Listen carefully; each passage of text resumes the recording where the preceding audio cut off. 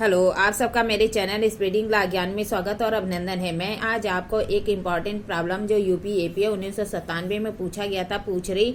अगर आपको इसका उत्तर पता है तो इनबॉक्स में जाकर टाइप करिए और नहीं पता है तो मेरी पूरी वीडियो वॉच कर लीजिए। अ ने ब को 1000 रुपए का चेक प्राप्त किया और उसमें एक शून्य बढ़ाकर बैंक में भुनाने के लिए बैंक में प्रस्तुत कर दिया। बैंक अधिकारी को इस चेक पर संदेह होता है तो अ चेक वापस ले लेता है और उसे नष्ट कर देता है। अ ने कौन सा अपराध यदि किया है तो कौन सा? क्या कह रहा? अ ब से 1000 रुपए का चेक प्राप्त किया, उसमें एक शून्य बढ़ाकर बैंक में भुनाने के लिए बैंक में प्रस्तुत किया। बैंक अधिकारी को उस चेक पर संदेह होता है तो अ चेक वापस ले लेता और उसे नष्ट कर देता है।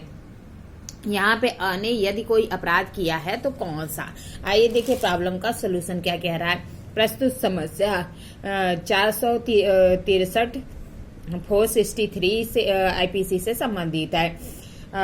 463 कूट रचना को परिभाषित करता है।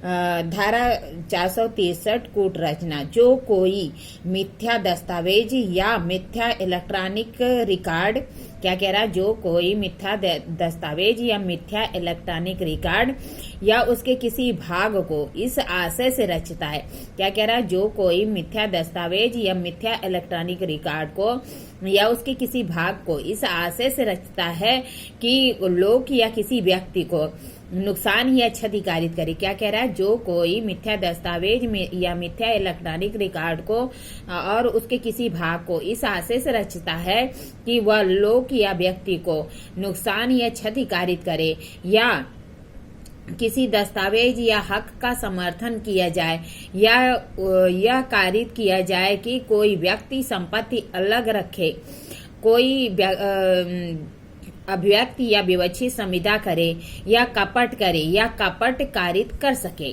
क्या कह रहा है? कि जो कोई मिथ्या दस्तावेज या फिर इलेक्ट्रॉनिक मिथ्या रिकॉर्ड के या उसके किसी भाग में इस आशय से रचता है कि वह लोग या व्यक्ति को नुकसान करे या क्षतिकारित करे या किसी दस्तावेज या हक का समर्थन किया जाए या फिर यह कारित किया जाए कि किसी व्यक्ति को संपत्ति अलग रखे या अभिव्यक्ति या विवक्षित संविदा करे या कपट करे या कपट किया जा सके तो वह कूट रचना करता है। अतः कोई मामला कूट रचना को परिभाषा में तभी आएगा जब सर्वप्रथम मिथ्या दस्तावेज की रचना, जैसा कि जो धारा 464 है आईपीसी की, उसमें उल्लंघित किया जाए। क्या कह रहा है? कोई भी दस्तावेज कूट रचना की परिभाषा में तभी आएगा जबकि सर्वप्रथम मिथ्या दस्तावेज की रचना, जो कि धारा 464 में उल्लंघित है, किया जाए। प्रस्तुत समस्या में अ ब से 1000 रुपए का चेक प्राप्त किया और उसमें एक शून्य बढ़ाकर चेक को बैंक में भुनाने के लिए बैंक अधिकारी के पास प्रस्तुत किया। बैंक अधिकारी को उस चेक पे संदेह हो गया तो अ चेक को वापस ले लिया और उसे नष्ट कर दिया। ठीक है, तो यहाँ पे अ चेक में एक शून्य बढ़ाकर चेक की राशि को 10,000 रुपए बना दिया। जैसे कि अ शून्य बढ़ाकर चेक को 10,000 किया तो उसने मिथ्या दस्तावेज की रचना कर दी, जो कि कूट रचना के प्रथम आवश्यक तत्व है। क्या कह रहा है? जैसे ही उसने 1000 के चेक को 10,000 में कन्वर्ट कर दिया, जैसे ही शून्य बढ़ा दिया, तैसे ही उसने क्या किया? मिथ्या दस्तावेज की रचना की और वह कूट रचना का प्रथम आवश्यक तत्व है। किंतु मात्र मिथ्या दस्तावेज की रचना से ही कूट रचना का अपराध साबित नहीं हो सकता। क्या कह रहा है? कि लेकिन मात्र कूट रचना से ही मिथ्या दस्तावेज से ही कूट रचना का अपराध साबित नहीं होता। मिथ्या दस्तावेज की रचना 463 में बनाए गए आशय से होना चाहिए। क्या कह रहा है? कि मात्र अगर वो करता है, मिथ्या दस्तावेज बनाता है, तो उतने से ही कूट रचना नहीं होगी, अगर उसका कुछ आशय होना भी जरूरी है। यहाँ पर अ ने मिथ्या दस्तावेज की रचना इस आशय से की कि वह चेक में वर्णित राशि से अधिक धनराशि प्राप्त कर सके और ब को आर्थिक हानि क्षति कारित करे। अतः यहाँ पर जो अ है वो कूट रचना का अपराध किया है। क्या कह रहा है? कि उसका आशय भी क्या था कि मिथ्या दस्तावेज की रचना इस आशय से करता है कि वह जो चेक में वर्णित राशि है उससे अधिक राशि प्राप्त कर सके, जिससे कि वह है उसको आर्थिक क्षति कारित करे, अतः ने कूट रचना का अपराध किया।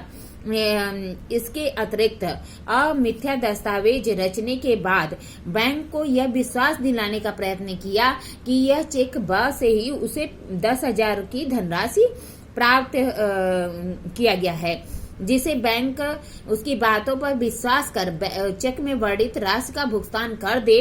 यद्यपि वह अपने कार्य में असफल रहा, अतः छल का प्रयत्न का भी दोषी होगा। क्या कह रहा है इस मामले में? क्या है, मिथ्या दस्तावेज रचने के बाद उसने बैंक को विश्वास कराने का भी प्रयत्न किया कि जो चेक में वर्णित राशि है वह ओरिजिनल है और उस ब के द्वारा ही दी गई है।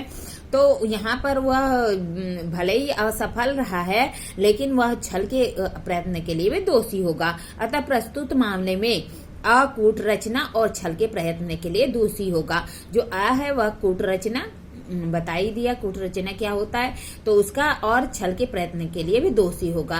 इस तरह मैंने आपको प्रॉब्लम बताई, प्रॉब्लम का सोल्यूशन बताया। ऐसी अच्छी प्रॉब्लम के लिए मेरा चैनल सब्सक्राइब करिए, लाइक करिए, कमेंट करिए, शेयर करिए, ताकि साथ ही साथ कोई इसकी नोटिफिकेशन भी दबा दीजिए, ताकि अगर कोई भी वीडियो लोड होता है तो आपको तुरंत ही मिल जाए। ठीक है, धन्यवाद, थैंक यू।